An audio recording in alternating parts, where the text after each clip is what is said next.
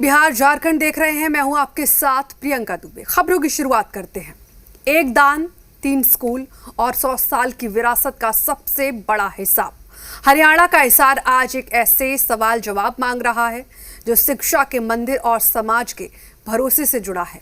Nagauri gate का ऐतिहासिक आर्य समाज मंदिर परिसर, जो कभी हजारों बच्चों के भविष्य की नींव रखता था, आज बदहाली, वीरानी और सवालों के घेरे में है।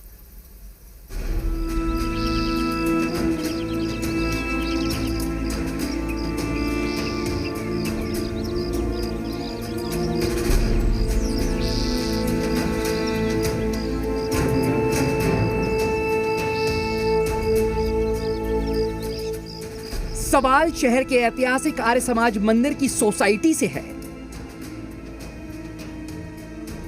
सोसाइटी के प्रबंधन से है, प्रबंधन की कार्यशैली पर है। सवाल भरोसे का भी है, तो जवाब देना होगा, क्योंकि हिसार अब हिसाब मांग रहा है। बात एक सदी पुरानी है। समाज सेवी लाला चंदूलाल टायल ने शिक्षा के प्रसार के लिए करीब 8 एकड़ जमीन दी थी। 1918 में इमारत बनी और इस पवित्र जमीन पर 3 बड़े शिक्षण संस्थान खड़े हुए। सीवीए स्कूल, डीएन मॉडल स्कूल और जगन्नाथ कन्या विद्यालय। इस वक्त मैं जहां खड़ा हूं, यह डीएन मॉडल स्कूल है। यह स्कूल कोरोना काल में यानी 2020 में पहले लॉकडाउन के समय बंद हो गया। तकरीबन 300-350 के आसपास यहां पर बच्चे पढ़ते थे। ये सबसे बड़ा और इंग्लिश मीडियम स्कूल था डीएन मॉडल स्कूल। तकरीबन 25 टीचर थे, सारी व्यवस्था थी। बिल्डिंग अब जर्जर हो रहे हैं, लेकिन आखिर क्या वजह थी कि संस्था ने यह फैसला लिया कि इस स्कूल को बंद कर दिया जाए। यहां से निकले छात्रों ने देश के कोने कोने में हिसार का नाम रोशन किया, लेकिन वक्त बदला, प्रबंधन के तौर तरीके भी। नतीजा यह हुआ कि आज 2 संस्थान पूरी तरह से बंद हो चुके हैं। जिस परिसर में खिलखिलाते बच्चे होने चाहिए थे, वहां अब ताले और सन्नाटा पसरा हुआ है। जो सारी गड़बड़ियां होती थी वो इसी सिस्टम में होती थी। स्कूल में पढ़ाई होती थी, स्टाफ अच्छा था, लेकिन जो भी प्रिंसिपल रखे गए वो कोई सेक्रेटरी की सलाह से नहीं रखे जाते थे। वो ऊपर से थोपे जाते थे। आर्य समाज नगौरी गेट के प्रधान होते थे, उनके यहाँ से थोपे जाते थे। पूर्व राज्यसभा सांसद डॉक्टर सुभाष चंद्रा ने भी अपनी सांसद निधि से खेल का मैदान बनवाया था। इस पूरे विवाद पर उन्होंने प्रेस कॉन्फ्रेंस कर जोरदार हमला बोला। अपने पिता के निधन के शोक के बावजूद वो मीडिया के सामने आए और प्रबंधन पर गबन और धांधली के गंभीर आरोप लगाए। मेरे स्वर्गीय पिताजी नंदकिशोर जी गोयनका क्या निधन पर तो शोक व्यक्त कर रहे हैं, लेकिन एक दुर्भाग्यपूर्ण विषय हिसार का बहुत समय पहले से मेरे संज्ञान में लाया गया था।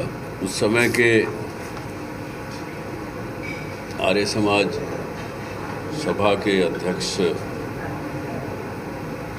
को मैंने फ़ोन भी किया, उनसे संपर्क भी कई बार करने की प्रयास किया कि उन्होंने कोई फ़ोन का जवाब भी नहीं दिया और ना ही वो फ़ोन पर आए। सवाल इसलिए भी उठ रहे हैं क्योंकि दान जब शिक्षा के लिए दिया गया था, तो फिर 2 संस्थान बंद क्यों हो गए? किस परिस्थिति में बंद हुए? क्या दानदाता की मूल भावनाएं सुरक्षित रह पाएंगी? और आखिर इस पूरी विरासत का हिसाब कौन देगा? 12 महीने से इंक्वायरी चलते हुए हो गई, तो भी अब ये कम से कम भी 18-20 तारीखें पड़ चुकी।